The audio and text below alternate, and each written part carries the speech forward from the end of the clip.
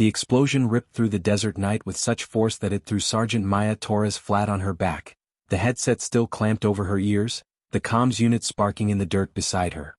For a heartbeat she couldn't breathe. Dust filled her throat, her chest locked up, and her ears rang so violently that every distant shout sounded like it was underwater.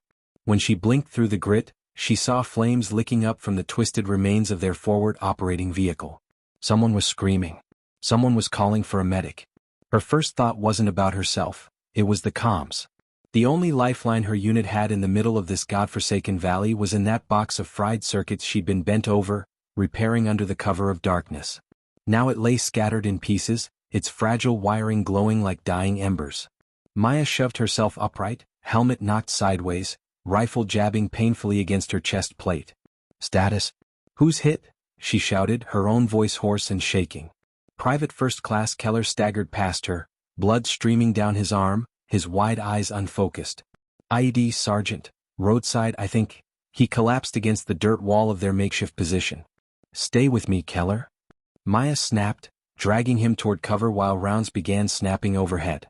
Whoever had triggered the explosion wasn't finished. Shadows moved in the dark ridges. The ambush was underway. The squad leader, Staff Sergeant Daniels, was already barking orders, his voice steady despite the chaos. "Fire sectors. Pin them down." Muzzle flashes erupted as the team returned fire, tracer rounds slicing the night. The desert smelled of cordite and burnt rubber, every breath a mix of sand and smoke. Maya pressed Keller's wound with one hand while yanking open her kit with the other. He grunted, cursing through clenched teeth. "Sergeant, the comms." "I'll handle it," she cut him off. She needed him alive first. She wrapped the bandage tight, gave him a shove toward another soldier who was less injured, then sprinted back to where the comms unit lay smoking. The casing was cracked, the antenna bent, but she refused to let her heart sink. Without contact they were cut off, surrounded, blind. She crouched low, pried the panel open with her multi-tool and muttered to herself, "Don't you die on me now." Her hands shook, not from fear, though it clawed at her gut, but from the adrenaline hammering her veins. Daniels dropped beside her, bullets slamming into the dirt wall behind them. "Torres, I need that damn radio now." "I'm working it," she snapped back, sparks popping against her gloves as she twisted wires together. Her breath fogged the inside of her visor. A sudden thud nearby, too close. A grenade. She dove sideways, landing hard on her shoulder as the blast shook the ground. Dirt rained down on them. Daniels cursed, leaning up to fire into the ridgeline. "Keep their heads down." Maya shouted, scrambling back to the comms. The thing hissed, flickered, then went dead again. She gritted her teeth, ripped out a scorched capacitor and jammed in a bypass. Static. Then a faint crackle. Her heart leapt. "This is Outlaw 22 taking heavy contact," she tried, but the signal cut. She slammed the set with her fist. "Come on." Another soldier slid down beside her, Lieutenant Harper, a Navy SEAL liaison who joined them only days ago for joint ops. His calm face looked absurd in the chaos, eyes sharp, voice clipped. "You've got 30 seconds before they overrun this flank. Can you get US air?" "I can get us God himself if this thing stays alive for 2 more minutes," she barked, sweat running down her neck. Harper gave a short nod, no trace of doubt. "Do it. I'll cover you." He popped up, firing bursts with surgical precision, keeping the attackers pinned. Maya's hands steadied, not because the danger was less, but because in that instant she remembered why she was here. She wasn't the biggest or strongest. She wasn't the fastest shot. But she could make the comms sing when everyone else thought they were dead, and right now that mattered more than anything.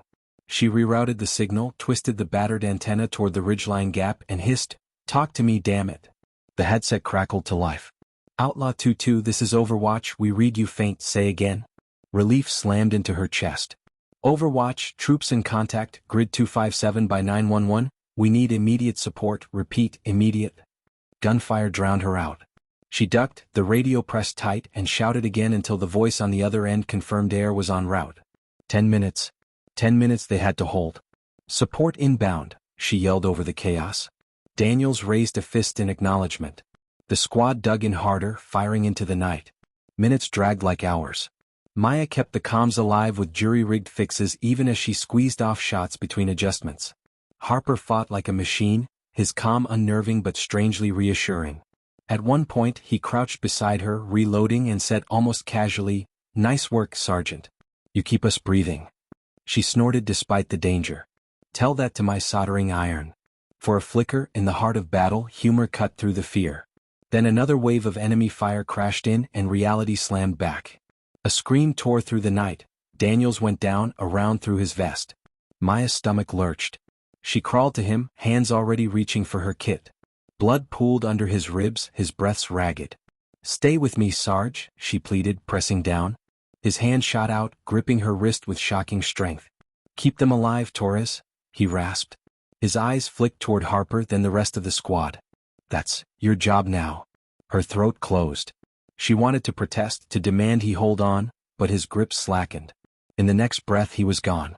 For half a second the world tilted. She wasn't ready for this, wasn't supposed to lead. But the unit needed orders. Needed someone. Shift fire left, she shouted, her voice steadier than she felt. Cover Keller's position. Watch that ridge. The squad obeyed instinctively. No one questioned her. Not in this moment. She fought, commanded, and patched the radio all at once, each second a blur of gunfire and grit. When the whine of approaching jets finally filled the air, tears blurred her vision. Flares streaked the sky, explosions thundered across the ridges, and the enemy scattered. The valley fell eerily quiet, smoke hanging heavy. When it was over, Maya sank to her knees, headset dangling around her neck. Her gloves were blackened, her uniform torn, her arms trembling from effort. Harper approached, dirt smeared across his face, rifle still slung at the ready. He looked at her for a long moment, then, to her shock, he stood at attention and gave her a crisp salute. She blinked, stunned. What the hell are you doing? You saved this unit, Harper said simply. And you took command when no one else could. That deserves respect. For once, Maya had no snappy comeback. She just stared at him, chest heaving, the weight of Daniel's death still fresh on her shoulders. She wasn't sure she deserved the salute. But in that moment, under the haze of smoke and fading stars, it mattered. And somewhere deep inside, a new weight settled. A responsibility she hadn't asked for but couldn't walk away from now. The desert was quiet, but she knew this wasn't the end. It was only the beginning. The morning sun broke over the valley, spilling pale light across the torn earth and blackened ridges. Smoke curled from the crater where their vehicle had been, the smell of burnt fuel and scorched metal clinging to every breath. Sergeant Maya Torres sat on an overturned ammo crate, headset hanging loose around her neck, hands caked with blood that wasn't hers. She hadn't closed her eyes once since the firefight. If she did, she knew she'd see Daniel's face again, his last words echoing in her ears. Keep them alive. Around her, the squad moved like shadows. Some patched wounds. Others scavenged gear from what was left of the convoy. Nobody said Daniel's name aloud, though she could feel it on every tongue. It hung in the air heavier than the desert dust. Lieutenant Harper stood a few paces away, conferring with another SEAL attached to the mission. His posture was calm, almost too calm, but his eyes tracked everything. He had the look of someone cataloging threats, options, outcomes, always 10 steps ahead. Maya hated how steady he seemed while she felt like her chest was collapsing inward. She forced herself up, her knees protesting. She was the ranking NCO now. She didn't have the luxury of breaking down. The men and women around her needed orders, needed clarity, and needed someone who looked like they knew what the hell they were doing. All right, listen up, she called, her voice cutting through the shuffle. We're not staying here. Overwatch wants us at Rally Point Bravo for evac and resupply. We've got wounded, and I don't trust whoever hit us last night to let us breathe for long. Corporal Jameson frowned, dirt smeared across his face. That's 6 clicks, Sergeant, over open ground. If they've got eyes, we're targets. Maya nodded, already expecting the pushback. Then we move smart. Staggered formation, bounding Overwatch. We keep the comms live and low profile. She tapped the radio unit slung at her side, wire still jury-rigged but holding. This box is our ticket to staying alive. If it dies, we're deaf, and I don't plan on that happening again. Private Keller, pale and bandaged, gave a weak grin. Yeah, Torres. Last time nearly gave me a heart attack. Good, she shot back with a hint of dry humor. Maybe it'll toughen you up. A few chuckles rippled through the squad. Not much but enough. Humor, even thin and ragged, kept fear from taking root. They moved out. The desert stretched endless in every direction, jagged ridges rising like broken teeth, the sand shimmering with heat that grew harsher as the morning advanced. Their boots crunched against gravel, every step measured, rifles at the ready. Harper walked near Maya, quiet but watchful, like he'd appointed himself her shadow. She pretended not to notice, though the truth was his presence steadied her more than she wanted to admit. 2 hours in, sweat streaked her neck and her shoulders ached from the weight of gear and the constant tension. Her earpiece crackled. "Movement 1 o'clock, 500 meters, whispered Corporal Jameson from the point element. The squad froze, sinking into cover where they could. Maya raised her binoculars, scanning. At first nothing. Then a flicker of metal glint near a ridge. Not birds, not wind. Too deliberate. Her pulse thudded in her ears. If they were spotted, they were in open ground. Perfect kill zone. Options. Harper asked evenly, crouched beside her. Could bypass wide south, Maya muttered, still watching the ridge. But it adds 2 hours, burns our water and risks losing the evac window. Or we press through and risk contact. The decision clawed at her. Every choice now carried weight, lives balanced on whatever came out of her mouth. She thought of Daniels, his blood still sticky on her gloves. Keep them alive. South route, she ordered finally. We don't walk into an ambush with wounded. Jameson relayed the shift. The squad pivoted, sliding along a dry gully, trying to stay below the ridgeline's view. For 30 minutes, silence. Just the sun baking down, their breaths heavy in their helmets. Then an echo. A sharp crack. A bullet snapped past, hitting rock just feet from Maya. Contact. Chaos erupted. Gunfire sprayed down from the ridge, dirt exploding around them. They dove for cover behind boulders, returning fire up the slope. The ambush had found them anyway. Maya's gut clenched. Had she doomed them with her call? Torres. Harper shouted, ducking as rounds ricocheted overhead. We can't stay pinned here. Flank or we're dead. She scanned fast, brain racing. The ridge sloped lower eastward, a path they could take if they pushed hard. But moving under fire meant casualties. Staying meant worse. East flank. Suppression on my mark, she barked. Keller, stay low. Jameson with me. She counted down in her head, then screamed, now. The squad unleashed a hail of fire, rifles roaring, machine gun chattering. Dust clouded the ridge as Maya bolted from cover, Harper on her flank, Jameson firing bursts to keep heads down. Bullets cracked past, but they kept moving, leaping from rock to rock. Her lungs burned, her legs screamed, but they made it to the eastern slope. Maya scrambled up, dragging herself by roots and stone, until she and Harper crested the lip. The enemy fighters, 3 of them, lean men in patched gear, spun in shock as she appeared. She didn't hesitate. Her rifle barked, dropping one. Harper's burst cut down another. The third fled, vanishing into the rocks. Silence fell, broken only by the ringing in her ears and the gasps of her breath. Below, her squad whooped, relief raw in their voices. They'd survived. Barely. Harper slung his rifle, looking at her with something like approval. Good call on the flank. Maya's mouth was dry, her stomach knotted. Could have gotten us killed. But it didn't. He gave her a thin smile. You're learning fast. She didn't answer. Because in her head, Daniel's voice still whispered, every decision a knife edge. By midday, they reached a cluster of broken buildings that once passed for a village. Crumbling walls, empty windows, silence heavy with abandonment. It offered shade and a chance to regroup. The squad moved in cautiously, clearing rooms, setting perimeter. Maya knelt by the comms unit, checking connections. The bypassed wiring still held, though the signal strength dipped dangerously. She cursed under her breath, smacking the side. Harper crouched beside her. That thing's going to be the death of you. It's already tried, she muttered. He smirked faintly, then grew serious. You're carrying more than gear, Torres. You're carrying them. He nodded toward the squad, exhausted, bruised, hungry but alive. Don't forget that. Her throat tightened. She wanted to tell him she hadn't asked for this, hadn't wanted command. She wanted to be the one fixing radios in the back, not making life or death calls. But she just swallowed and said, yeah, I know. They rested an hour, patching wounds, drinking rationed water, eating tasteless bars. Keller cracked a joke about how at least the desert didn't charge rent. A couple laughed weakly. Even Maya smiled despite herself. Then the radio hissed. A voice, Outlaw 22 status over. Her heart leapt. She pressed the mic, Outlaw 22, still combat effective en route to Rally Bravo. Multiple wounded. Hostile contact encountered. Copy 22. Be advised, enemy movements reported in your sector. Possible pursuit. Expedite movement. Over. Her blood chilled. Pursuit. They weren't free yet. She clicked off, eyes sweeping the ruined village. For the first time the shadows seemed to crawl. When they moved out again, tension coiled like a wire through every step. Maya walked point now, scanning, hyper-alert. Every sound, the crunch of boots, the whisper of wind, felt like a trigger. Hours dragged. Heat pounded them. One misstep in this desert could bury them. Late afternoon they crested a dune and finally saw it.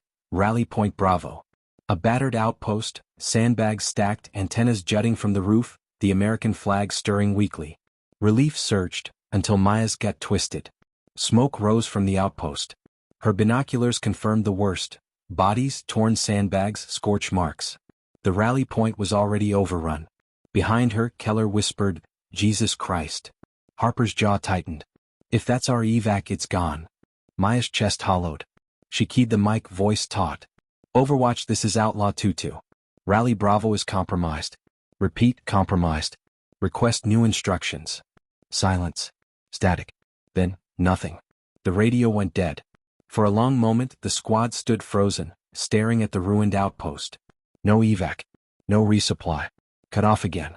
Maya's hands tightened on the comms, her throat dry. Every path forward looked like a wall of fire. But the squad turned to her, waiting. Not Harper, not anyone else. The weight crushed her, but she forced her voice steady. "We find high ground. We re-establish comms. And we hold until Overwatch comes back." No one argued. They just nodded, tired but trusting. Harper's eyes met hers. Not mocking, not doubting, just watching. Waiting to see what she'd become. She looked back at the smoking outpost, the horizon stretching endless and merciless, and knew one thing for certain. The war wasn't letting them go. Not yet. The ridge they chose wasn't much, just a jagged spine of stone rising out of the desert floor, but from its summit the squad could see for miles in every direction.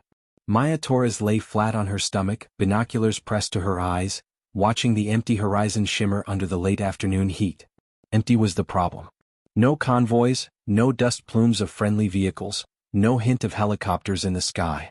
Nothing but silence and the faint crackle of a failing radio at her side. Her squad sprawled behind her among the rocks, exhausted.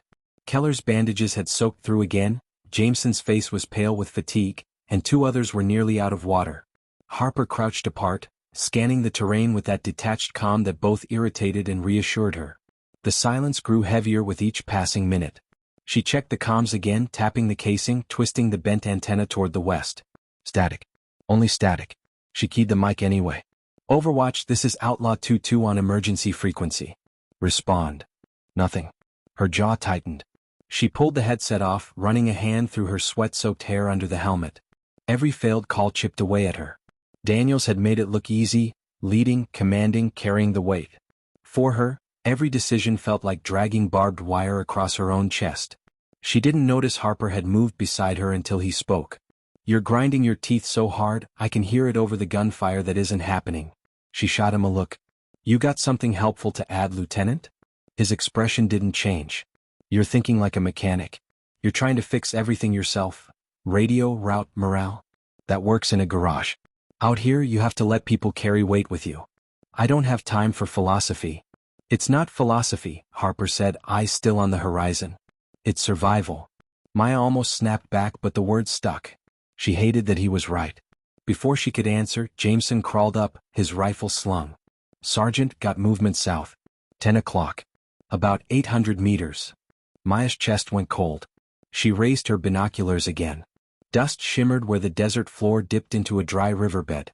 Shapes moved in the heat distortion. Figures. Maybe half a dozen. No uniform she recognized. Weapons in hand. "Enemy patrol," she muttered. Jameson's lips tightened. "If they spot us." "They will," Harper cut in. "This ridge isn't exactly subtle." Maya's mind raced. Fight or hide.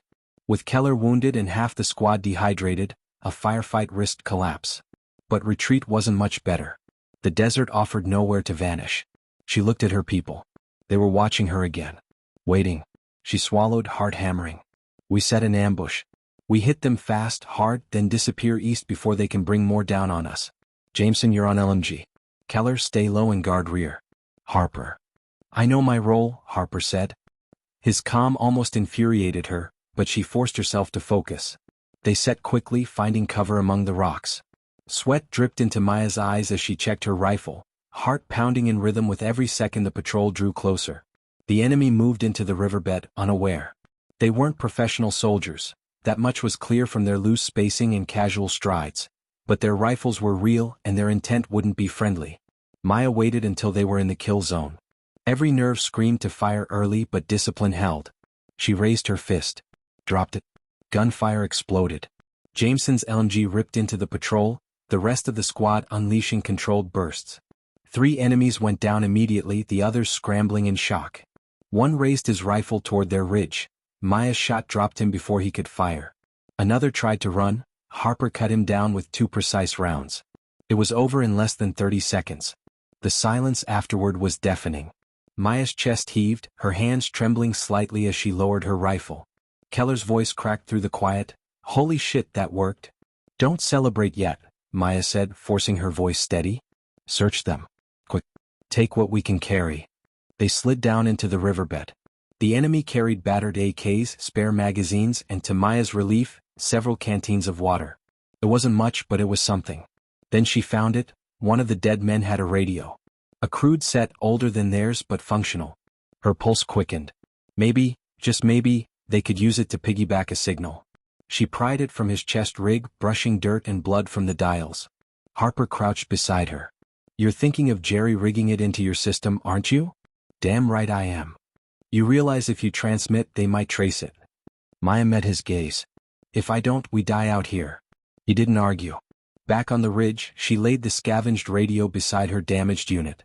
Wires twisted, circuits sparked, her fingers moving on instinct born from years of repairing junk with nothing but spit and willpower.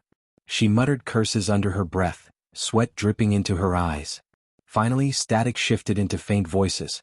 She caught snippets, garbled, distant but real. "Repeat, outlaw units under." Her heart lurched. She leaned into the mic, voice shaking.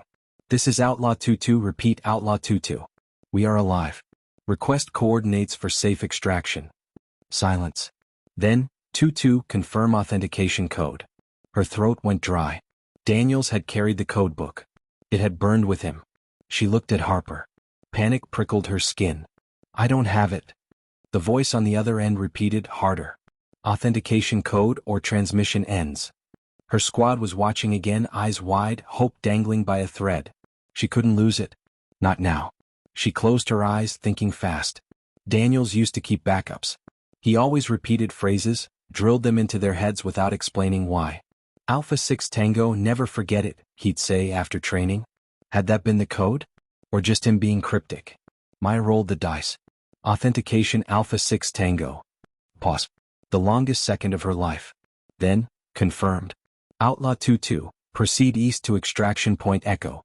Coordinates transmitting. Relief crashed through her so hard she nearly collapsed.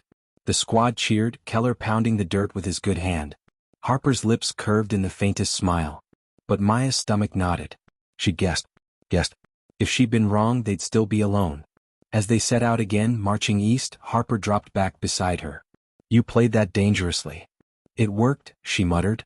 "Until it doesn't. Guessing with codes can get people killed." She snapped, sharper than she intended.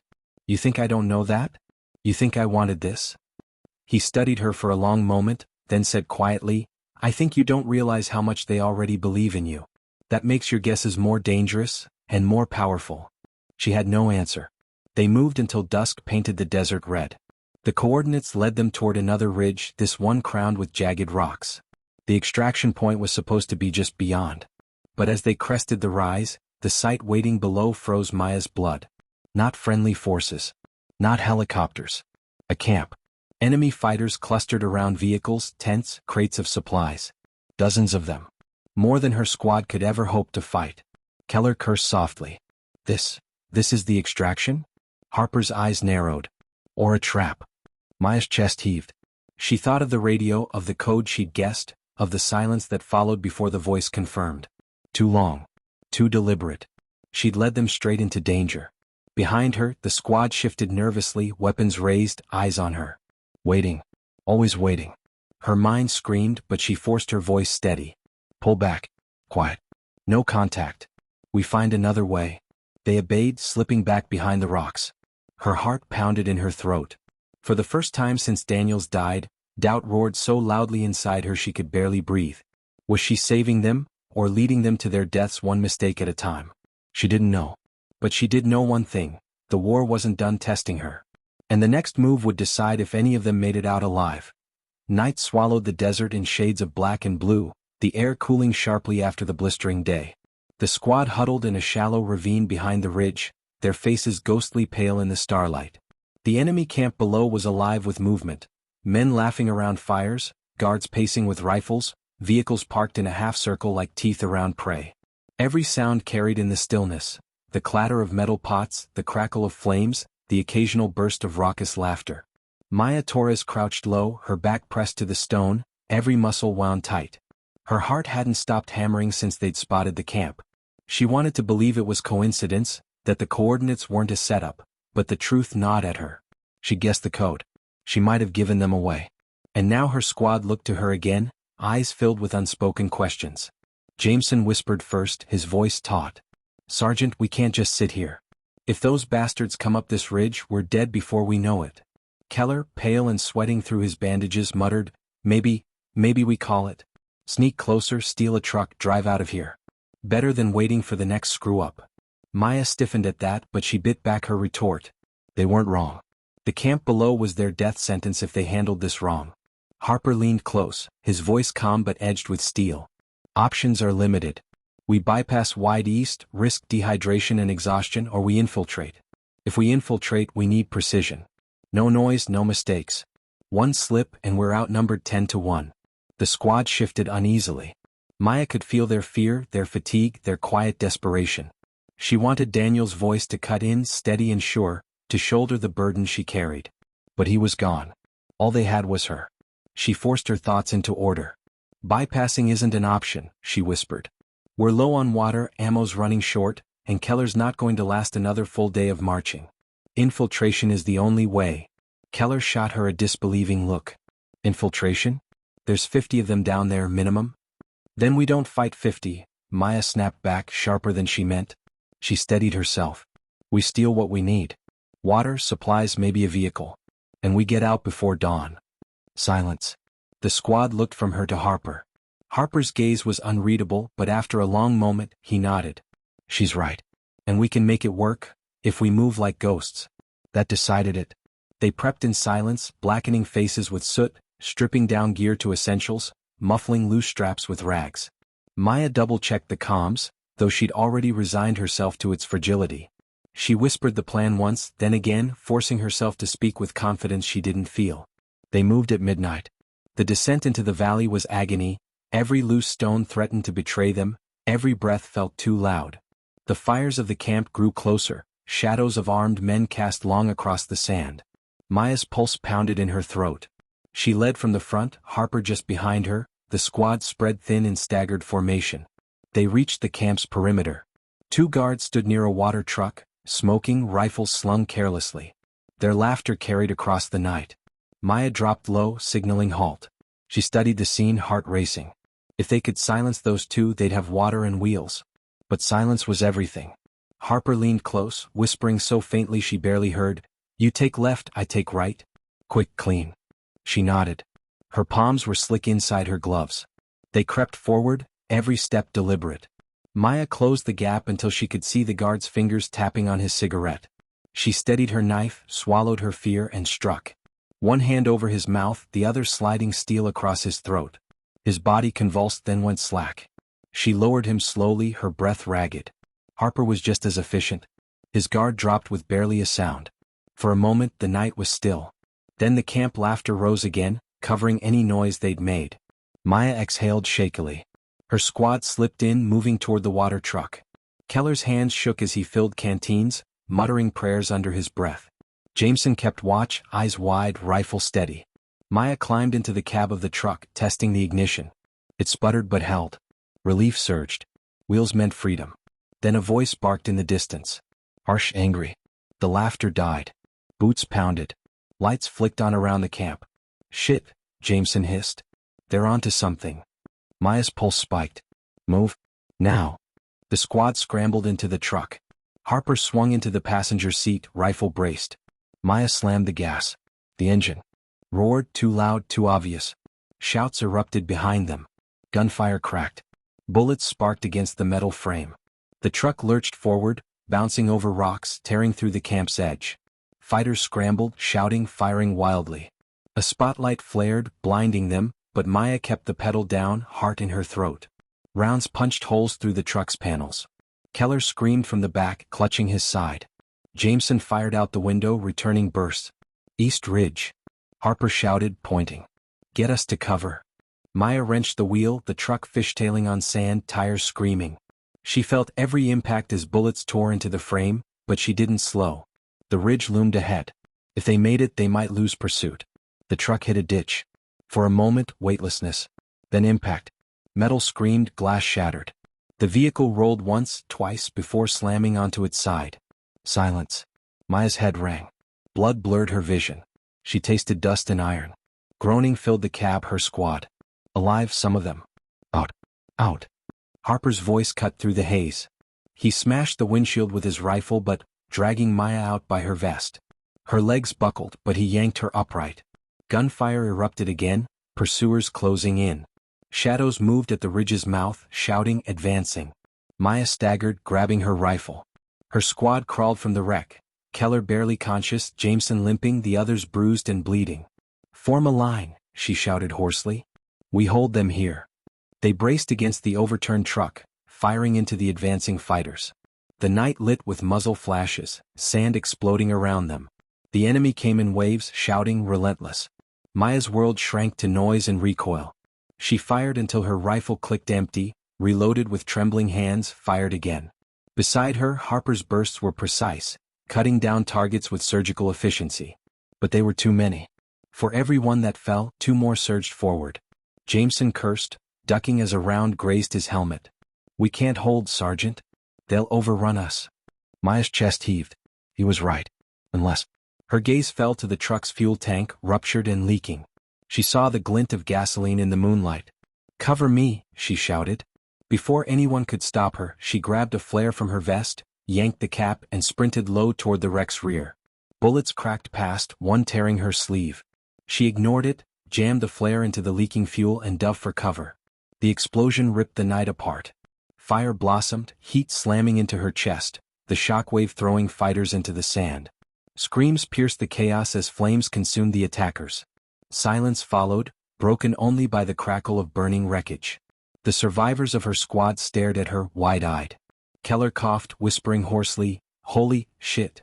Maya's chest rose and fell, her hands trembling violently. She wanted to collapse, to weep, but she forced herself upright. Move.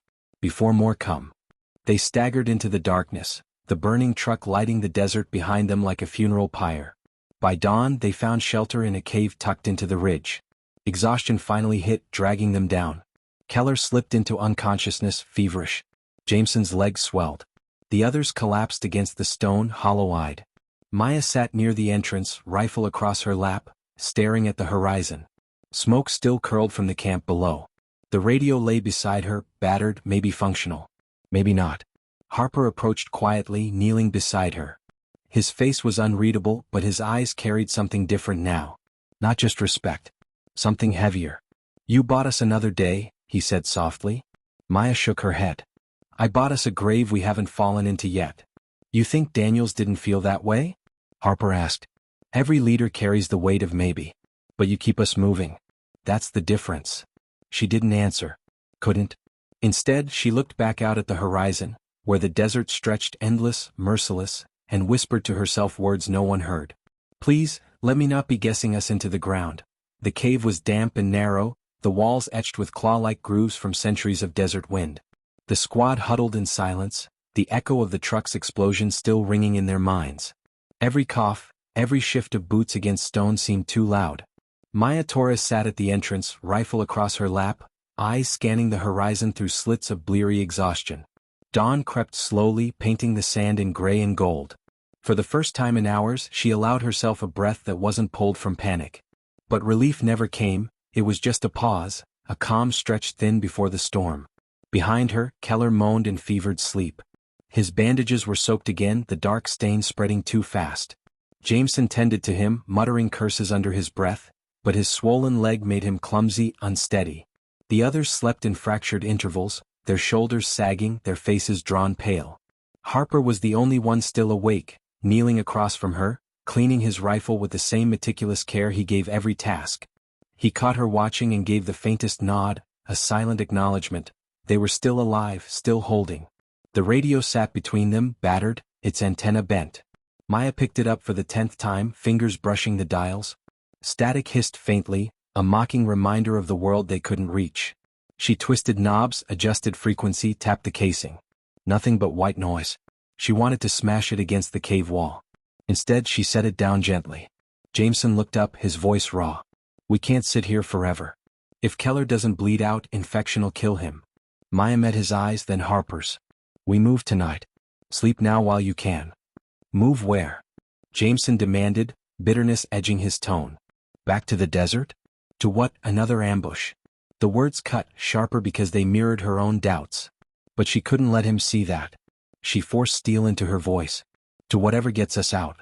Supplies, extraction, hell, even another fight if that's the price. But staying here isn't an option." Silence settled. Jameson muttered something under his breath but didn't argue further. Maya leaned back against the stone, exhaustion dragging at her. She tried to close her eyes but images tore through her. The guard's face as her knife silenced him, the fireball swallowing their pursuers, Keller's blood slick on her hands. She opened her eyes again, staring at the endless desert, and stayed awake. By nightfall the squad was moving again. They left Keller half-dragged, half-carried between Jameson and another soldier, their steps uneven in the sand. The desert stretched vast and cruel, but the stars gave them direction. Harper led on compass bearings while Maya kept the rear, scanning for pursuit. Hours passed, the silence broken only by the crunch of boots and Keller's ragged breathing. They avoided the ridges, moving in low ground, every shadow a possible threat. It was near midnight when Harper froze, hand raised. The squad dropped instinctively, pressing into the sand. Maya crept forward, heart hammering. Lights flickered in the distance, faint, moving. Not torches. Not fires. Vehicles. She pulled her binoculars free, focusing. 2 armored trucks rolled slow along a dirt track, headlights bouncing. Fighters hung from the sides, rifles slung, scanning the desert like hunters. "They're sweeping," Harper murmured. Maya's pulse spiked. "For us." The squad pressed tighter into the ground, holding breath as the convoy passed within a quarter mile. Every engine growl felt like it vibrated in her bones. Keller coughed once, muffled quickly by Jameson's hand. The trucks rolled on, dust plumes fading into darkness. When the last taillight vanished, Maya released the breath she'd held. Sweat soaked her back despite the chill night. "We keep moving." Quiet. They shifted course, angling east to avoid the track. But the encounter left a shadow, proof the enemy hadn't given up, proof they were prey being hunted. An hour later they stumbled upon what looked like salvation. A lone outpost, half-ruined, sat tucked in a shallow canyon. Its walls were crumbled stone, relics of some forgotten war. A faded antenna jutted skyward, broken but intact enough to stir hope. Maya's chest tightened. A relay station. Maybe abandoned, maybe functional. Maybe their lifeline. They crept closer, rifles raised. The silence was thick, unnatural. No lights, no voices, only wind whistling through cracks. Maya signaled Jameson and another soldier to flank left, Harper to cover right. She led the push inside. The interior smelled of rust and dust. Sand carpeted the floor. A few old crates lay scattered, broken and empty. The equipment racks were gutted, wires dangling like entrails. But in the corner, a console still stood, its panel scarred but intact. Maya's breath caught. She rushed forward, brushing off sand, scanning the switches. It looked dead, but maybe, just maybe. Jameson's voice cut in tense. "We're not alone." Maya's head snapped up. Shadows moved deeper inside, beyond the broken wall. Figures stepped forward, rifles leveled. 4 of them, faces masked, eyes glinting cold in the dim light. For one heartbeat, no one moved. Then chaos erupted. Gunfire tore through the silence, deafening in the enclosed space. Maya dove behind the console, bullets sparking against metal. Harper returned fire, his shots precise, dropping one of the masked men instantly. Keller cried out as he was dragged down, blood pooling fresh. Jameson cursed, firing blind around a corner. The room filled with smoke, dust, screams. Maya fought on instinct. She leaned out, sighted, fired. One attacker dropped, clutching his chest. Another advanced, spraying wildly. She rolled, came up low and shot him through the knee then the throat.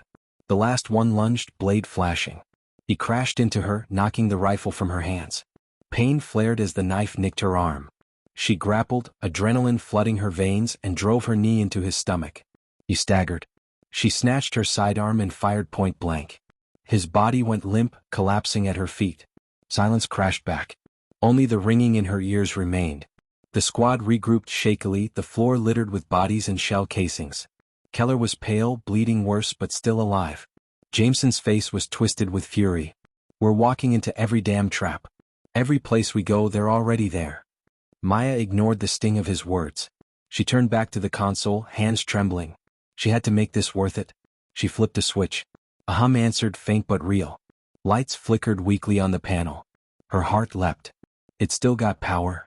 Harper stepped beside her, covering the entrance while she worked. Make it count. She tuned the dials, fingers frantic, pulse racing. Static roared, then cleared. A faint voice crackled through, distant, broken. This is Eagle Command. Identify. Repeat, identify. Maya's throat closed. Her eyes burned. She pressed the mic, voice shaking.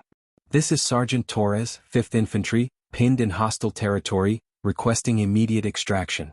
Coordinates incoming. Static swallowed her, then the voice returned, clearer. Copy, Torres, extraction possible, hold position. ETA 48 hours. 48 hours. An eternity. Maya lowered the mic, her hands trembling violently. She looked at Harper. His face gave nothing away, but his eyes met hers with grim understanding. 48 hours meant one thing. They had to survive 48 more hours, hunted, bleeding, half-broken, in the ruins of a desert outpost. The squad sagged in exhausted relief, but the fear lingered sharp in the air. Jameson slumped against the wall, muttering, 48 hours. We're dead men. Maya clenched her fists, forcing strength into her voice. No. Not dead. Not until the last round, the last breath. We hold. We survive. That's the order. No one cheered. No one smiled. But they nodded, faint, broken, still clinging to the thread she offered.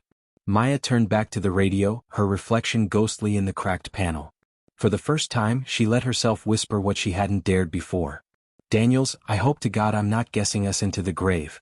Outside, the desert wind howled, carrying with it the promise of more enemies, more blood, more choices that cut deep.